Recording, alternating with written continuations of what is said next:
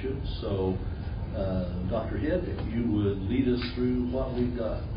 Absolutely. So, really, the main page, the main couple pages you're going to find, we got the replacement plan and the capital projects replacement plan as well. But the budget sheets themselves are the second and third sheet. It's kind of the way we have it organized. There is in yellow down the middle is the 26 budget estimate. To the left of that is the 25. What was the 25 budget estimate? To the right of that, what the 25 certified budget was, and then even to the right of that, you'll see what the tax levies were. Now you'll notice in rainy day in education, where it says the 2025 current tax levy, those are zero because those are non-taxable units. Education is what we get from the state, and the basic grant rainy day is what we can put back like a savings account rainy day. So those are not affected by taxes whatsoever. The next two, the debt service, that is basically outstanding bonds. You'll kind of see that amount is going down a little bit because we're getting close to paying those bonds off. School pension debt stays pretty consistent. We'll say the school pension debt comes off in 26. So you see that 340 there. What that'll do is basically that is figured into our overall operations amount. So when that comes off, that pension debt, that's different than the bond debt. So when that debt comes off, we'll get more of our operations money. We'll get $340,000 more a year in our operations. It'll stay on. It'll just rotate into something else. Yep, it'll go into the Fund 300. It says 3,300. We call it Fund 300. Sure. So yeah, so whenever we get that paid off, it's because that'll roll into operations. So I'm hoping that offsets some of the legislative impacts we're going to face down the road a little bit. So what do you think this year's chance of your target total of $136.44? $136.44 be to get closer to that, or do you think they'll? Well, they'll cut it. That's the thing. So, you know, you do everything you can, and that's kind of the bottom of page one. They'll only let you allow. The law right now only allows us to raise it by 4%. We hope that's what it stays at next year as well. So we can't even ask for more. Like if I wanted to get it higher than that, I really can't because I can only grow it by 4% each year, and that might even drop. On the bottom of that first page, and I'll get to the tax rates auditor. I'm taking a long route to answer your question, Don. Sure. One thing I do want you to know, at the bottom of that first budget page is our circuit breaker loss, and you'll see our circuit breaker loss is $258,980 with some of the new tax laws. Last year's circuit breaker loss for us was $101,000. So essentially, what that means is when you look at the operations fund, I would fully expect that operations amount to probably drop $158,000 simply because that's our circuit breaker loss that's added this year that we didn't have last year. So my gut is we're not going to get that much. I think we're going to get less because that circuit breaker went up $158,000 on us. So that's not good news. We basically, if we go down the middle there, with the yellow, I'll kind of explain the yellow. The 26 budget estimate, the $500,000 transferred into rainy day, that's not something that has to happen.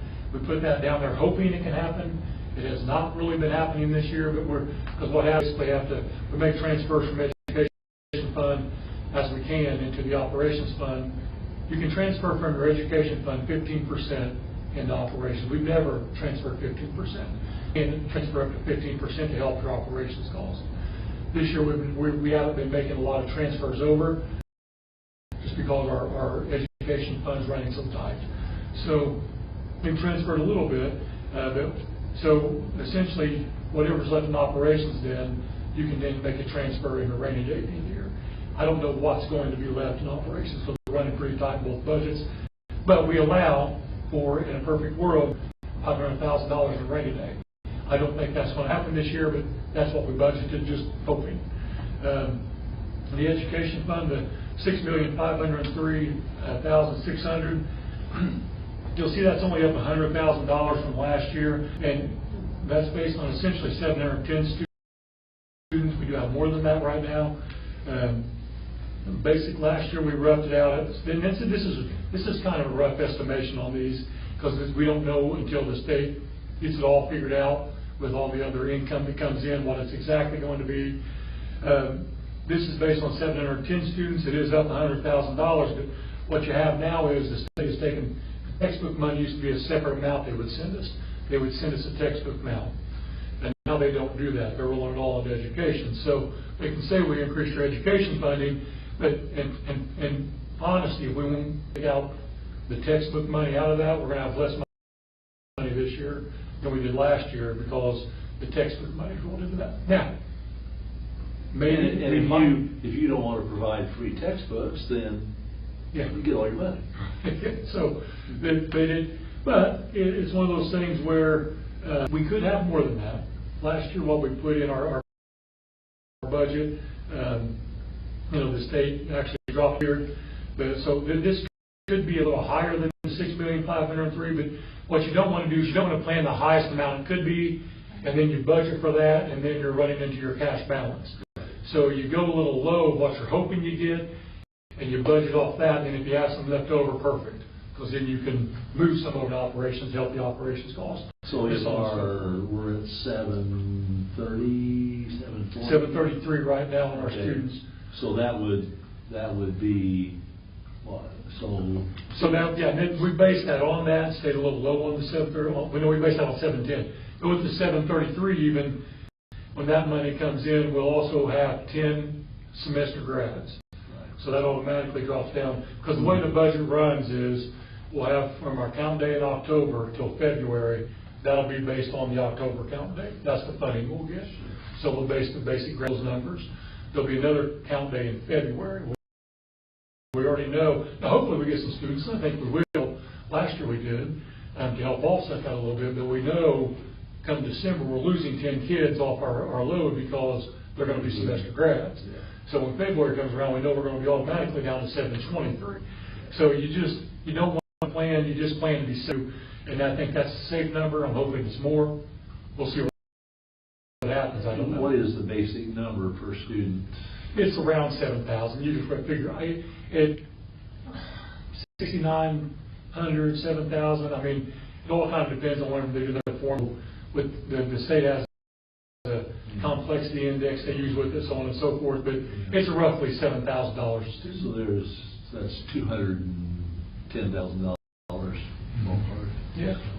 So, but again, I think that could be higher. I'm hopeful that's going to be higher, but we want to play it safe as well. Yeah. Again, the debt services and the pension debt, those just are what they are. I mean, those are the payments we have going. We put those out. They're taxable units. They come in. We pay the debt service out of one. The school pension debt does come out of our operations, but it's just figured in. So those just stay what they are. And then on the operations, the $3,540,153. Basically the reason we made that number, you can see what we tried to budget last year. We tried to budget the $4,352,000. That's what we sent, and the DLGF cut us down to $3,540,000. So what we want to do is to be safe to say, okay, they may cut us again. I hope they don't, but let's go ahead and budget. That's what they sent us last year. Hopefully they'll send us at least that this year. So we go ahead and put in that last year's amount into that because that's what we got from the DLGF last year. But what if they cut us? They cut us kind of like last year. We just have to. That's up to them. And unfortunately, that's one of those things where they figure all the taxable units in the county, and they figure fire gets this, and the police get this, and the schools get this, and we really. And it's at the state level and the local level. We really have very little. We just honestly, it's kind of like the tax rate. You asked about the tax rate. When the DLGF comes up with that tax rate, that's what we get. I mean, that's up to them. I guess I was just saying, should we make that higher? Because if they cut that, then we're lower than. See what I'm saying? Yeah. And the year before the 24 budget, I believe they put the $4,300,000. I mean, they stayed consistent. Those, I believe, Doc did, and he got that. That's why he put that in there. I don't know if they'll cut it again. Maybe you're right. Maybe we should have added that.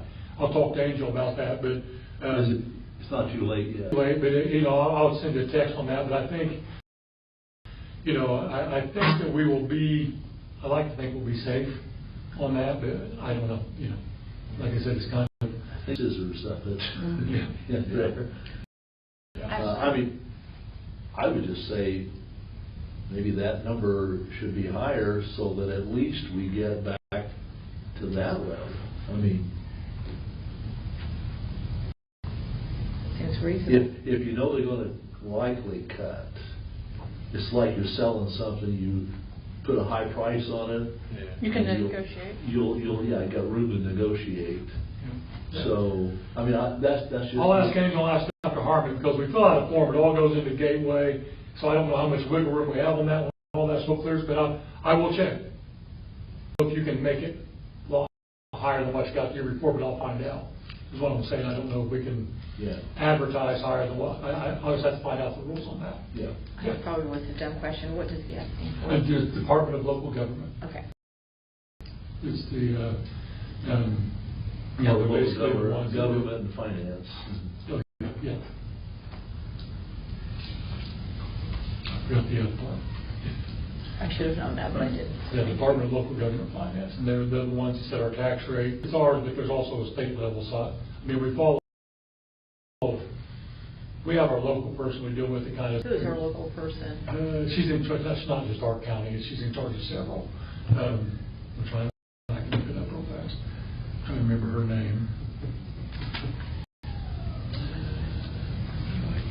I think there must be kids. Oh, It's not just you. okay. I thought I was hearing things. Tina Market. Tina Market? Mhm. Okay. Yeah. So, you see the totals down there.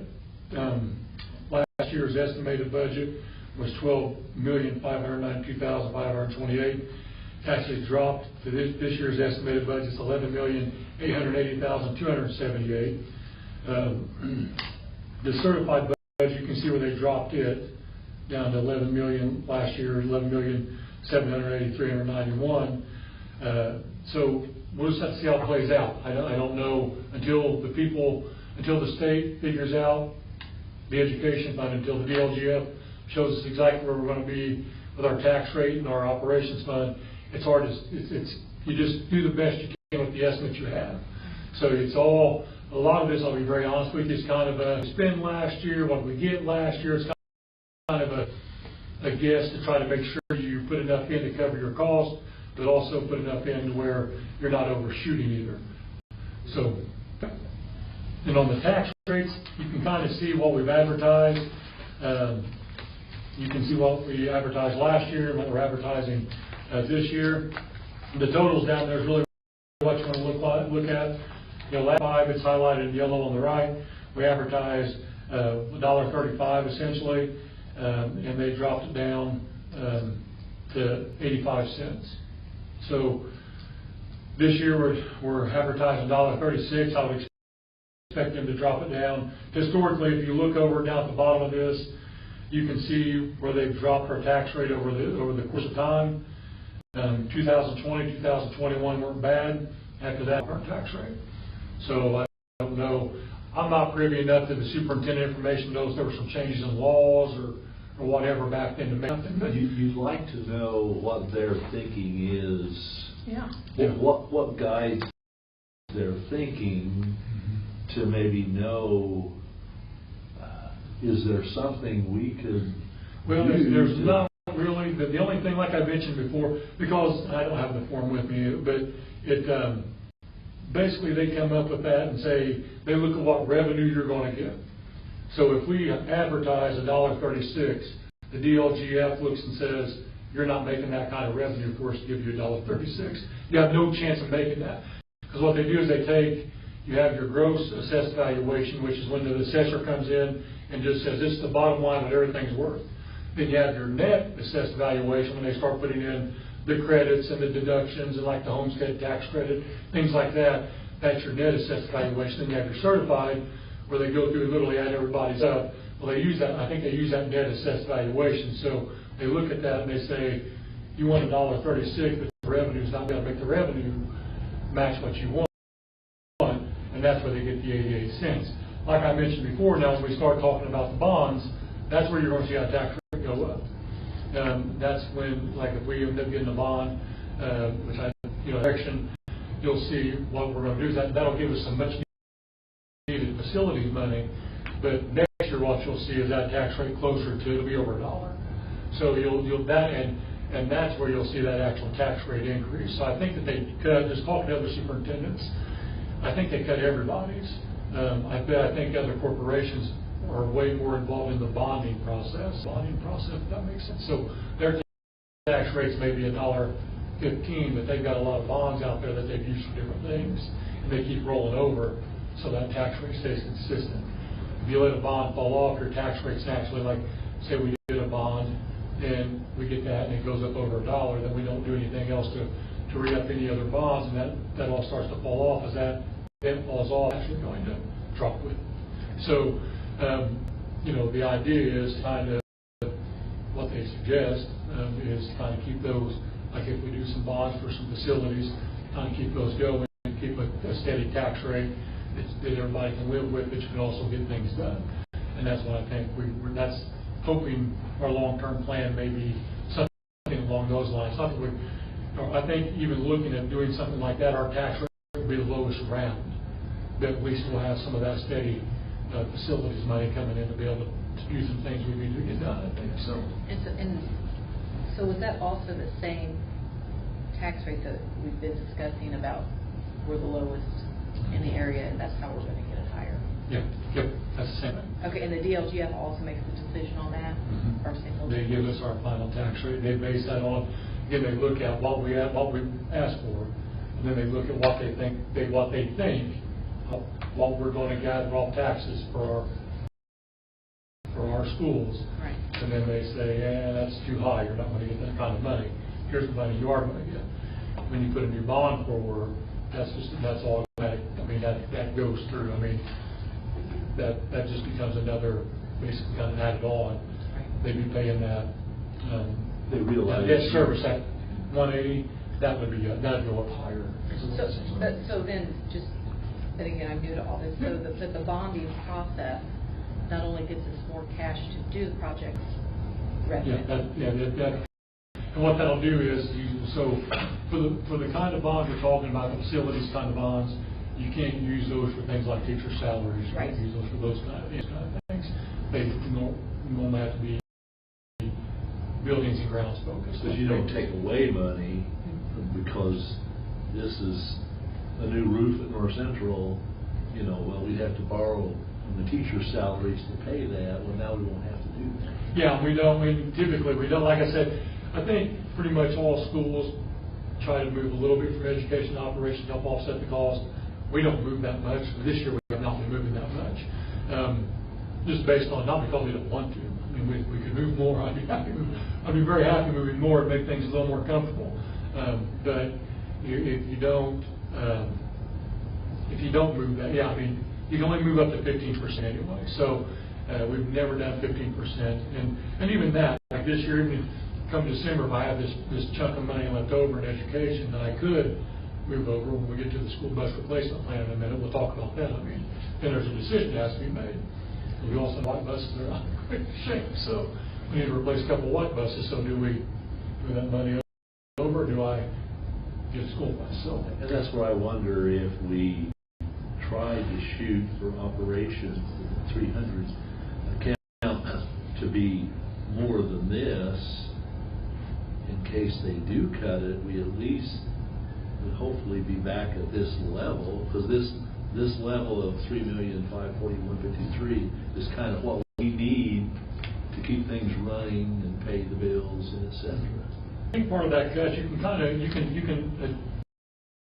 can come over to the tax rates and look, and I'm assuming if we did the math, and I don't have the math in front of me, but last year they gave us 85 cents. The year before they gave us 88 cents. So I'd say that when you look at the $4 million to that, I'd say that's the difference. So I think when it comes down to it, it's going to be whatever they find that tax rate to be, so that's why I think we're basing this off of that 85 cents because that's what they had us at last year. We're advertising the same as we always have. We're actually advertising higher. So we're hoping to get more, But, you know, I don't know, I understand what you're saying, but I don't, I'm gonna ask our Angel, I'll ask our budget over, but I don't know that in the grand scheme of things it's gonna make a difference in what their decision is, because if they make us 85 cents again, it's going to be probably pretty close to what we are now. Hopefully they don't drop it below 85 cents, I can't imagine that, but, you know, who knows? So my question is, so the education fund's like the teacher's salary, right? And if I remember correct, you said they make us pay a certain... We are there. We're at 65% now. Now our base pay is really close. They want the base pay to be $45,000 for starting teacher. Ours is $44,440. Now, who decides that? Why wouldn't it just be... We just look at the budget. I mean, you got to be, because it just so. I mean, it's us that decide it. It's me, and I sit down with Angel. I mean, we talk about what we can pay teachers. So right now we're pretty close. We're above right at or above the 65%. So we're good there, and we were just below the 45. So now Doc Baker did right. I mean, he adjusted because it used to not be anything. Then it was 40,000. Then it was like, you know, I mean, we moved up with time, but they just put this $45,000 threshold on last year. So I think we were actually paying over but now the minimum is higher, if that makes sense. And that 65% includes benefits. Yeah, and it includes things like... Package, salary plus benefits has to be total of 65% of all of our education draw from the state. Yeah, correct. Now, I'm Kara, I don't know anything, but you're talking about like leftover from education, moving it over. But like, are we competitive with other, you know what I mean, to get the best I think teachers? somewhat, especially when you look at our benefit package. That's how we've gotten some teachers from Vigo County, because our benefit package is so much more than all together. Like, for instance, our insurance compared to corporations around us, we've always kind of taken on the increases for teachers. A lot of corporations don't do that. I can tell you one I know near us, they basically, they came up with years ago, anything that increases, that just goes on to their teachers. So, yes, because of what we offer all together, we are very, I think that's why we got some really good teachers from Monroe County, because I can sit down and say, oh, look, our insurance is better, our insurance rates are better. You know, when you figure all that in, what's not coming out of your check, and what's coming, you know, then it makes a difference when you're looking at your take-home pay. The BL is, I make more with their benefit package take-home than I do at these other places, because, you know, because our benefit package is normally more attractive. Now, if they opt out of that, do they get higher salary? Like if they opt out of their insurance? Yeah. So we don't have anything like that in place that I know of. I think it's just their salary. So on the tax rate, we're going to advertise $1.3644. We will, you know, we'll see. My guess is we'll be in the hopefully mid-upper. But I'm going to ask them about Don. I'll let you know. But I honestly think it's going to come down to whatever they make our tax rate, and I think that they, you know, I'll be honest with you, it's kind of a surprise every year with the because nobody really knows. Just like Christmas, huh? Yeah, because the pie's this big, and all the local entities are asking for a piece of the pie, so I think it all depends on how that pie divides up. So, now, how to get more? Like, what are they doing different? the bonding. I honestly think, like, I know one thing I would say for it's also the tax caps. Now, maybe that's the worst because of the tax. So we'll have to see how. But you know, that's where that circuit breaker comes in too. Is, you know, with that's money we would have with the tax caps. What that is we have right now the 1%, 2%, 3%. 1% for residents, 2% for farmland, 3% for businesses. That's their tax caps. They can't pay over that in their taxes. So that's when you look at a circuit breaker. What that circuit breaker law says. That's the amount after all those entities hit, there was the farms and the businesses hit their tax cap, that's the amount over that cap that we would have got, but we don't have because of the tax cut. So that's the circuit breaker. So we would have theoretically have 250,000 more if it wasn't for the tax caps. So it's, so the way they get more, I think, especially some that I know around us, is that they keep those bonds going. Because those bonds naturally raise it, and it's just money coming in to do different things. And you can only have one at a time? No, we have more than one bond. Oh, okay. Yeah. Now, we're looking at a big one, so that'll be one big one for a while, and then as some fall off, that's why I'm going to try to develop a plan to where, as some fall off, we can re-up those and kind of keep things going in the right direction. So, yeah. So, any more questions on that? I'm getting better at it. Last year was a dumpster fire. You guys they gave it, because I'm like, it's my first month, second month on the job, guys. I'm just winging it right now. I can talk to Stitzel today, but that's about it. So, so it's, I'm getting there. So the more I understand this, the better off I'm going to be as well. Give me a couple of years, actually maybe even next. Each year I think I'll be more educated on it, because I want to be and I have to be. I mean, I want to know what's going to influence and impact our corporation. So, school bus replacement plan, the capital projects plan, the school bus replacement plan in every year to the states, showing that we do have a plan. On the school bus replacement plan, I just updated it. Next year, we have a couple of really old good buses. We put 100,000 down, to be honest with you. We just got our school bus delivered here to Bill's last week. JPI went and signed for it, took them a check. So we got our new school bus getting about ready to get put on the roads. When MNTE was there, I talked to him, and they actually have, I think, 8 mid-buses in stock right now. So there's no wait time. Only got to wait like almost a year to get them.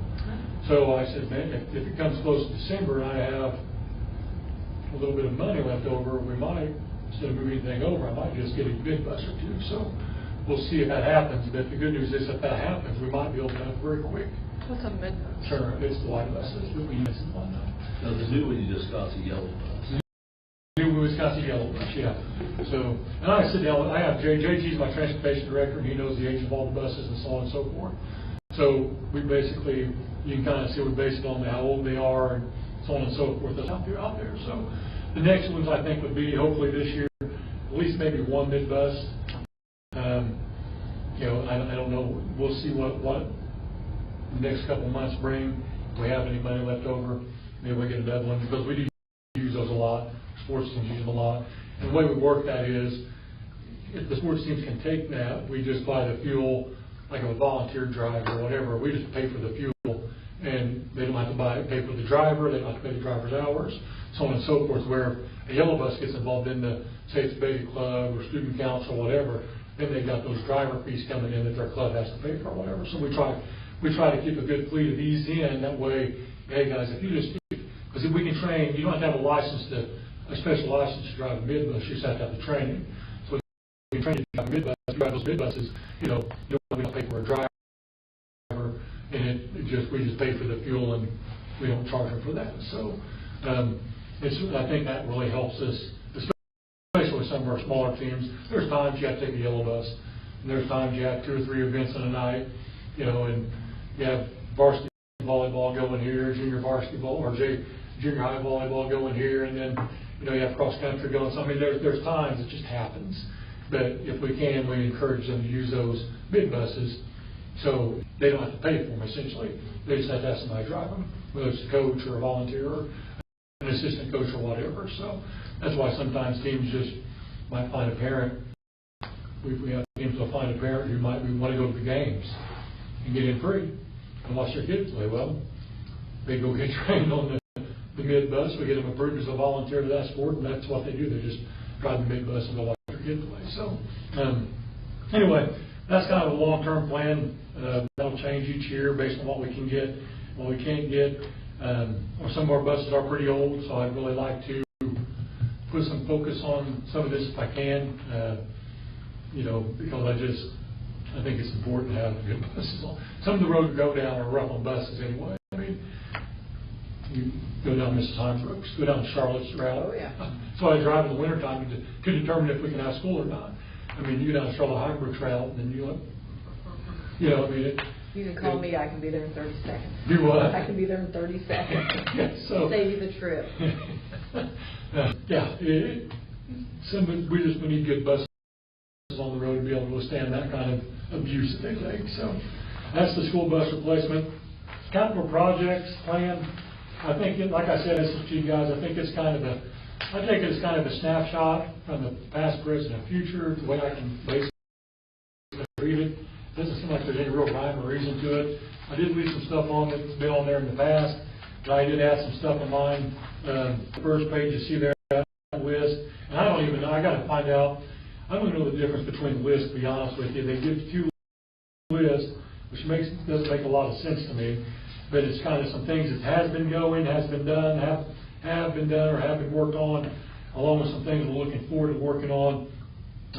You can see the things that I added on the front page there, and some of the things we start talking about bonds and whatnot that I might like to see happening, whether it's, you know, I put the turf on the football field. I think I talked to a few of you, whether or not we'll be able to do that. The roof at the high school is a very big one. It's still, I didn't put that new because it was still at the top of the list that you see up there. And so some of those things that I did add, the drainage at NC, I had on there at the bottom as well. The new roof at NC, a possible FFA barn. I think that would be really good to make our FFA program competitive. I've already got the spot in my mind.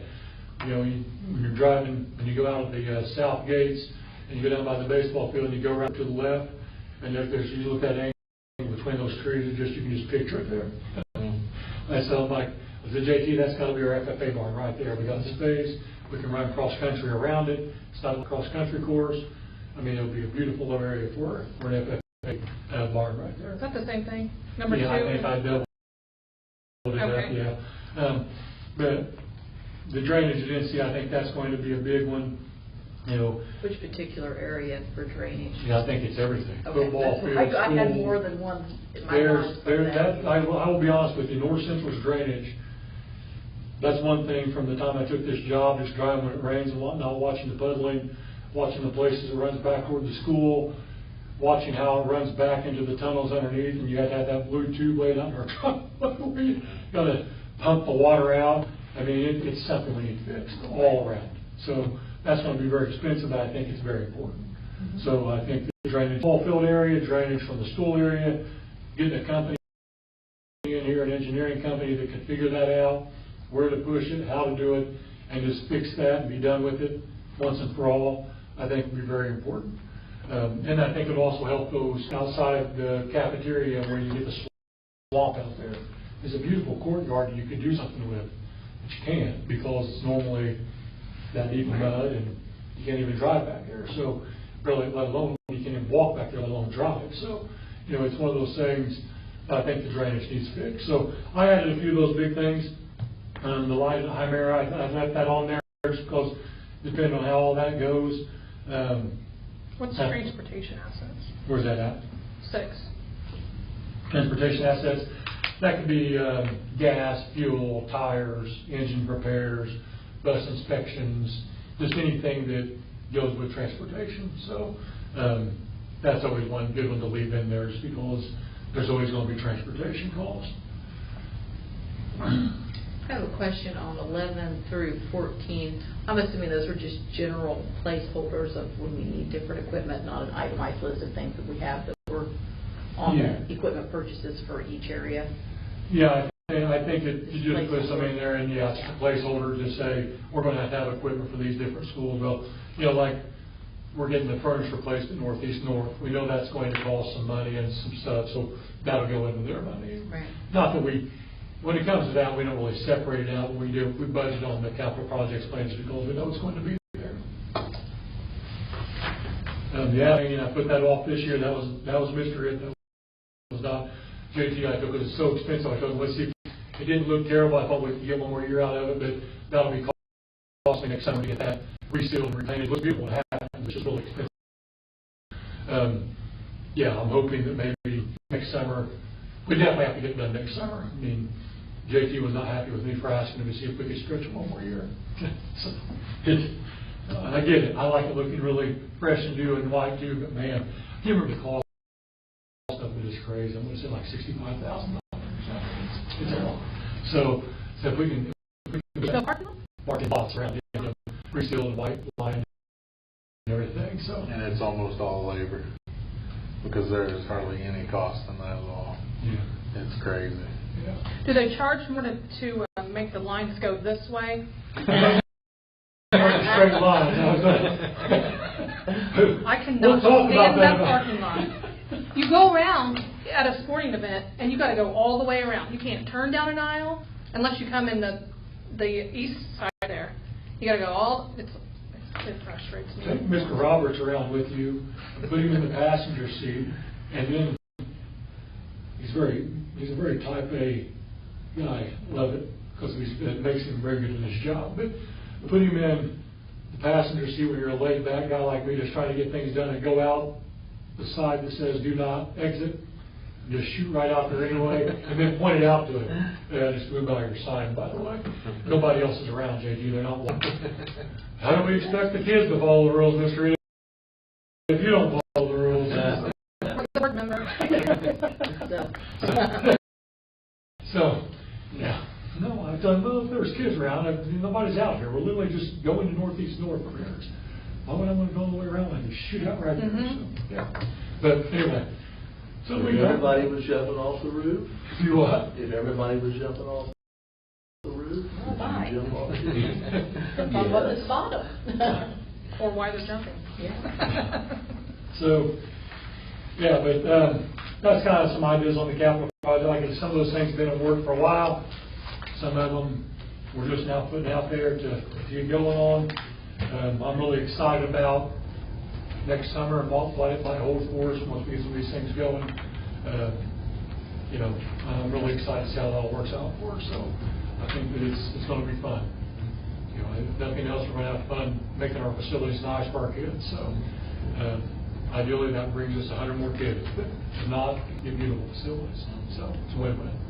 And that's exciting to hear those exciting things to look down the road for. You know, when it comes like the FFA part, I know we're, you know, public hearing, that has nothing to do with this, but it's just us and whoever watches on here now. That's why I told, you know, JD, you know, our kids now can come to our stuff. I mean, you know, like we can do community outreach then. We can do our own hay rides in the fall. We can have our own little fall festival the FFA can put on because we have the facilities to do it. We have the stuff to do it. So, you know, to go. Nothing against all. They put on some great stuff. My daughter was one of the leaders a while back. But I always thought it was great. And I'm like, man, how great would that be to offer that for our community or the kids who in Southern Terre Haute and anything like that to go to? They can come down. I mean, you know, just to be able to provide something like that. We have the facility to do it, the area to do it. And I think we can see that ag program grow. And I'm hearing that our new ag teacher is doing a great job. She's fantastic. So, All of our new teachers, I'm telling you, we've been very, very fortunate. We've been really fortunate in the applicants we've had, all the applicants, and just the experience and how good they're doing. I think we're building a really good crew at North Central. I'm pretty excited about that. The teachers we have coming in, from the art teacher last year to the English teacher this year to the ag teacher, I think that academic expectancy we're talking about falling in line, so I'm pretty excited about I don't know how many of you, because it was so packed, I have no idea how many of you were at the football game Friday night. It was electric. It was such a great, the cheer section was packed, the pep block theme everybody was doing. You had kids playing cornhole. It was exactly what a football game should be. Even if you're not a football fan, fun and be engaged in the school. It was fantastic. It was wonderful. And the wind did not hurt. No, the wind was awesome. Helping you Cowbells follow going everywhere. Especially because they followed us last year. I think that hurts your Yeah. attendance in the future games because people are like, but when you come out and you throttle somebody, I think that gets some excitement built. But I told Mr. Schultz, who coaches our wrestling and does some subbing for us, I said, I looked over and I saw you and Seth working the concession stand, and I had no doubt personality one and personality two. So I got there at the first period, trying to buy a cheeseburger, they were sold out. Yeah, they And sold you know, out. hot dog. Like that, yeah, so. Wow, good. Yeah, It was it was packed. great to It see the was crowd, awesome. and it was good to see Joe there. And his leg nicely, so, yeah. Yeah, and all the kids did great, the cheerleaders, the dance team, everybody. Well, and I think those fired camps back. really helped them. I mean, they're learning Yeah. so much. We got excited. So, yep. So that's the sum of this meeting, is the presentation of the proposed operating budget, the capital projects plan, the bus replacement plan.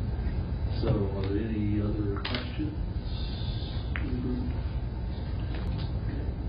I guess we'll entertain a motion to adjourn. Ashley and Danny both seconded. So unless I vote, no, we're still used to that majority. All in favor? Meeting is adjourned at 4:44. Thank you. All right. I appreciate it, guys. Thank you.